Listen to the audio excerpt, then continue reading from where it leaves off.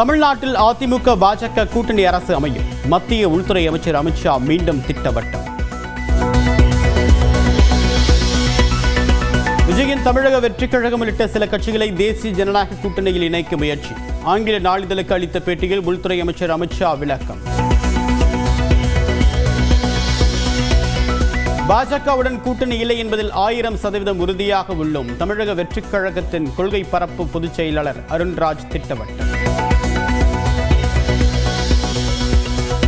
தமிழ்நாட்டில் கூட்டணி ஆட்சி அமைய வாய்ப்பு இல்லை.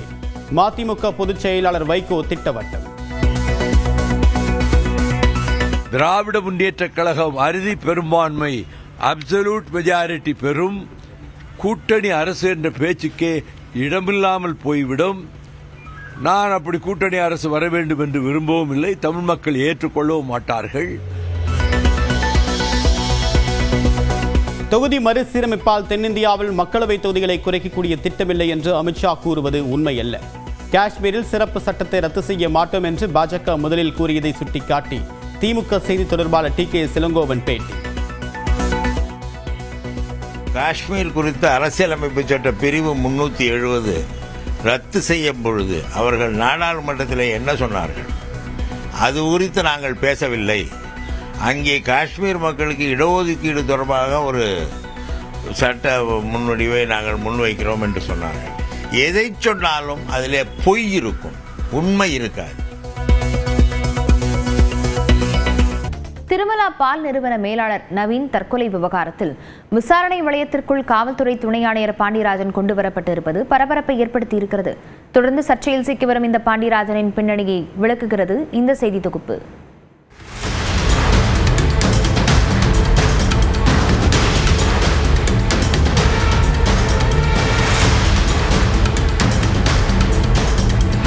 ஆந்திராவைச் சேர்ந்த நவீன் புலினேனி சென்னை புழல் அருகே வசித்து வந்தார். இவர் சென்னையில் உள்ள திருமலா பால் நிறுவனத்தில் கடந்த 3.5 ஆண்டுகளாக கருவூல மேலாளராக பணியாற்றினார்.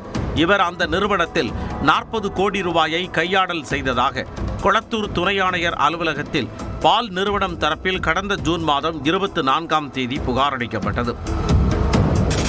இது தொடர்பாக வழக்கு பதிவு செய்யப்படாத நிலையில் துணை ஆணையர் பாண்டியராஜன் உத்தரவின் பேரில் மாதவரம் குற்றப்பிரிவு காவல் ஆய்வாளர் விஜயபாஸ்கர் இந்த புகாரை விசாரித்ததாக குற்றச்சாட்டு உள்ளது. விசாரணைக்காக நவீனை காவல்துறையினர் அழைத்திருந்த நிலையில் அவர் கடந்த 9ஆம் தேதி தனது வீட்டில் தற்கொலை செய்து கொண்டார். முன்னதாக கையாடல் குறித்து தனது சகோதரி உடன் பணிபுரிந்தவர்களுக்கு இமெயில் மூலம் விளக்கமளித்துள்ளதாக கூறப்படுகிறது. அதில் கையாடல் செய்த 5 கோடி ரூபாயை நிறுவனத்திடம் திரும்ப கொடுத்து விட்டதாகவும், கையாடல் பணத்தில் பங்கு கேட்டு நிறுவனத்தைச் சேர்ந்த 2 உயர் அதிகாரிகள் மிரட்டியதாகவும், காவல்துறையினர் மூலம் அச்சுறுத்தியதாகவும் குற்றம் சாட்டியுள்ளார். இதனால் தற்கொலை முடிவை எடுப்பதாக நவீன் தெரிவித்துள்ளார். இந்நிலையில் நவீன் தற்கொலை செய்து கொண்டாரா அல்லது கொலை செய்யப்பட்டாரா என்ற சந்தேகம் வலுத்துள்ளது. நவீனின் உடல் மீட்கப்பட்ட போது கைகள் கட்டப்பட்டு தூக்கில் தொங்கிய நிலையில் இருந்ததாக எஃப்ஐஆரில் கூறப்பட்டிருக்கிறது. நவீனின் தற்கொலைக்கு காவல்துறையினர் கொடுத்த அழுத்தமும் காரணமா என சந்தேகங்கள் நீண்டுள்ளன. இந்நிலையில் கொளத்தூர் துணை ஆணையர் பாண்டியராஜனை காவல் ஆணையர் அலுவலகத்திற்கு வரவழைத்து ஆணையர் அருண் விசாரித்துள்ளார். தொடர்ந்து சட்டவிரோதமாக இந்த புகாரை விசாரித்ததாக மாதவரம் குற்றப்பிரிவு காவல் ஆய்வாளர் விஜயபாஸ்கர் காத்திருப்போர் பட்டியலுக்கு மாற்றப்பட்டுள்ளார். இந்த விவகாரம் தொடர்பாக விசாரித்த அறிக்கை அளிக்க சென்னை மேற்கு மண்டல காவல் இணை ஆணையர் திஷா மிட்டலுக்கு அறிவுறுத்தப்பட்டுள்ளது. இந்த விவகாரம் சர்ச்சையாக மாற காரணமாக இருந்ததாக கூறப்படும் துணை ஆணையர் பாண்டியராஜன் ஏற்கனவே பல சர்ச்சைகளில் சிக்கியவர் என்பதே அவரது பின்னணியாக உள்ளது.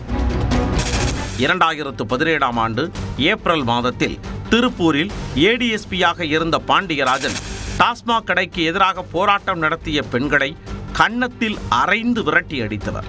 2019ஆம் ஆண்டில் கோவை மாவட்ட எஸ்பியாக இருந்தபோது பொள்ளாச்சி பாலியல் குற்றத்தில் புகாரளித்த பாதிக்கப்பட்ட பெண்ணின் அடையாளங்களை பொதுவெளியில் வெளியிட்டு அதிர்ச்சியை ஏற்படுத்தியவர்.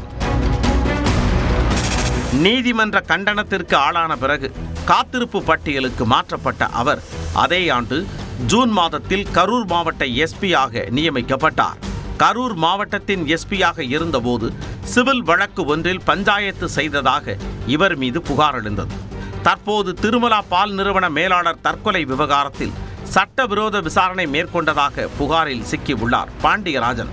இந்த விவகாரத்தை தொடர்ந்து கொளத்தூர் துணை ஆணையர் பொறுப்பில் இருந்து பாண்டியராஜன் விடுவிக்கப்பட்டு காவல் ஆணையர் அலுவலகத்தில் ரிப்போர்ட் செய்ய காவல் ஆணையர் உத்தரவிட்ட நிலையில் பாண்டியராஜன் திடீரென விடுப்பெடுத்துள்ளார். அனுபவசாலிகள் தான் கட்சியின் தூண்கள் என தெரிவித்துள்ள நடிகர் ரஜினிகாந்த், அமைச்சர் ஏவாவேலு எழுதிய நூல் வெளியீட்டு விழாவில் அதனை சொல்ல வரும் முன்பு அனைவரும் சிரித்ததால் மறந்துவிட்டதாக தெரிவித்துள்ளார். மேலும் அனுபவசாலிகள் இல்லாத கட்சி தேராது என்றும் தெரிவித்துள்ளார். பாருங்க,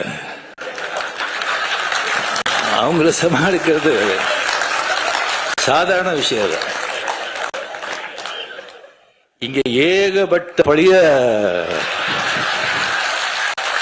ஸ்டூடெண்ட்ஸ், நான் அங்கே பார்த்து சொல்றேன், எல்லாருமே ஃபெயில் ஆயிட்டாங்க. இல்ல ஒரு ரேங்க் வாங்கிட்டு அந்த கிளாஸை விட்டு போக மாட்டோம்னு உட்காந்து. ஓல்டு சொன்ன அந்த எக்ஸ்பீரியன்ஸ், ஓல்டு பீப்புள் அவங்கெல்லாம் தூண்கள், அவங்கெல்லாம் ஃபவுண்டேஷன். அந்த மாதிரி எக்ஸ்பீரியன்ஸ் ஓல்டு திஸ்டிங் இல்லைன்னு சொன்னா எந்த இயக்கமும் எந்த பாட்டையும் அவ்வளோ திஸ்டிங் தேராது.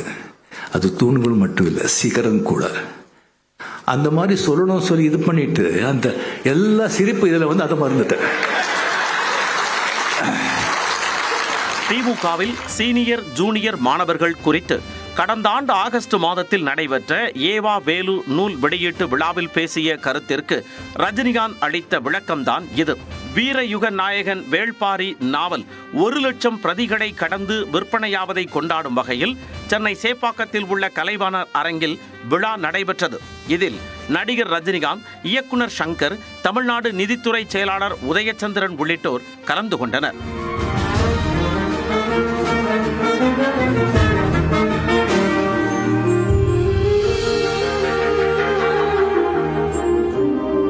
விழாவில் பேசிய நடிகர் ரஜினிகாந்த் தனது ஓல்டு ஸ்டூடெண்ட் பேச்சை குறிப்பிட்டு அனுபவசாலிகள் இல்லாத கட்சி தேராது என்றார். ஓல்டு சொன்ன அந்த எக்ஸ்பீரியன்ஸ், ஓல்டு பீப்புள் அவங்கெல்லாம் தூண்கள், அவங்கெல்லாம் ஃபவுண்டேஷன். அந்த மாதிரி எக்ஸ்பீரியன்ஸ் ஓல்டு திஸ்டிங் இல்லைன்னு சொன்னா எந்த இயக்கமும் எந்த பாட்டையும் அவ்வளோ திஸ்டிங் தேராது. அது தூண்கள் மட்டும் இல்லை, சிகரம் கூட. புத்தக விழாவிற்கு தனக்கு அழைப்பு விடுத்தது குறித்த நிகழ்வுகளை நகைச்சுவையாக ரஜினிகாந்த் பகிர்ந்து கொண்டார். சிவகுமார் இருக்காருப்பா, அருமையா என்ன பேசுறாரு, எவ்வளவு படிச்சிருக்காரு, என்ன பண்றாரு. மகாபாரதத்தை அப்படியே 6 hours hats off to him. இந்த ஏஜ்ல கண்டினியூஸ் அந்த குரல் பத்தி எதை பத்தி அவரே கூப்பிட்டுக்கலாமே. அது வேண்டாம். சரி, கமல்ஹாசன் எவ்வளவு அறிவாளி, எவ்வளவு படிச்சிருக்காரு, அவரே கூப்பிட்டுக்கலாமே. அதெல்லாம் விட்டுட்டு இந்த 75 வயசுலயும் கூலிங் கிளாஸ் போட்டு ஸ்லோ மோஷன்லயே நடந்து வர இந்த ஆளு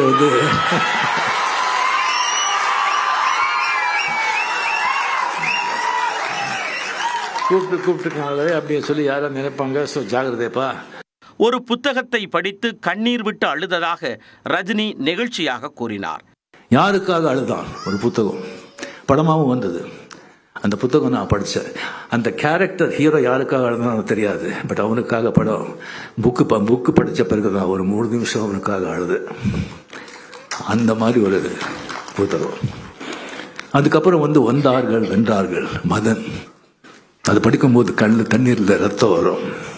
சினிமாவில் இருந்து ஓய்வு பெற்ற பின்னர் தனது ஆசை குறித்து நடிகர் ரஜினிகாந்த் பகிர்ந்து கொண்டார். 96 இருந்து ஒரு நல்ல புக்கு கிடைச்சா ஓய்வு எடுத்த பிறகு அது மாதிரி ஒரு இடத்துல உட்காந்து அதெல்லாம் படிக்கணும்னு ஆசை. அதுதான் அந்த புக்கு நான் படிக்கல, எனக்கு அதை எடுத்து வச்சிருக்கேன்.